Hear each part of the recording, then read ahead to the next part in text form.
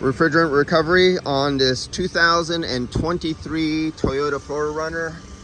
So we got 2023 right there on this 4Runner.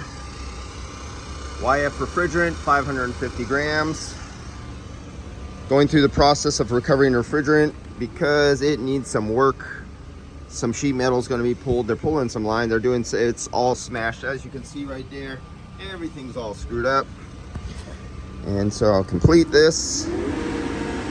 Now looking at this condenser right here, if you look at all the extra measures that Toyota went through to prevent hot, high pressure engine compartment air from coming back in this direction and wrapping around and reheating the condenser. You see how they put the foam pad right here to try to block and stop some of the air movement, because that's a big old giant hole right there. They completely blocked off this passage right here. If you look deep inside here, you will see the foam strip. There's a foam strip right here that stops all the air from coming through the engine compartment all the way down to go in between the radiator and the condenser. Down at the bottom, they have a foam strip down here, and all the plastic sheeting that's all busted off here that would seal right against here, and it would make sure it directs the air, and all the air has to go through the fins of the condenser instead of going underneath or going around. And when you're at stops, it prevents the hot air from underneath rolling around and coming and reheating, because remember, on these microchannel condensers, these last few tubes right here are your most important. This is where you get all your subcooling from. And the last thing you want is 190-degree air rolling around when you're at the stoplight and being sucked back in, reheating the air. So if it was 100 degrees, you can cool with 100-degree air. But if you're 190 degrees, you will be adding an air temperature hotter than your refrigerant temperature, and you'll be reheating, reducing the amount of energy removal capacity of your liquid refrigerant that is going towards your liquid refrigerant line to go feed your expansion valve. All this is filled up and sealed. All this is filled up.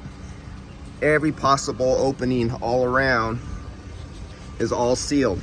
Now you can do this to an old vehicle and increase your stop and go traffic and your at idle and stoplight cooling performance. There's a lot of things you can do, and this is something that you can do.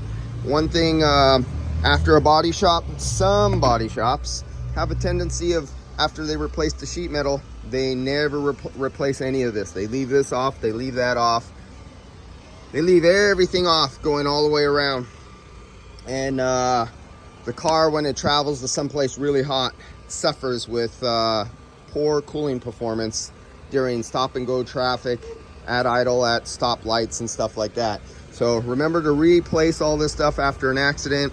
If your car was recently in a body shop and it was one of those body shops who don't replace this kind of stuff, especially if they put aftermarket condenser and radiators on, because the factory condenser on some of these and these radiators, it comes with this already stuck to it.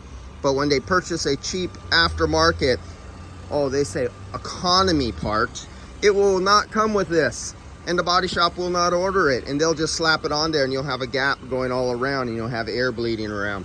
And that's what happens when certain individuals say we need economy parts on customers' cars to save their premiums.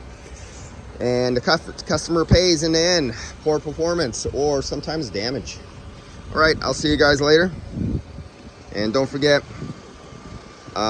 this stuff that looks unnecessary, they don't do anything that's unnecessary. Every penny counts.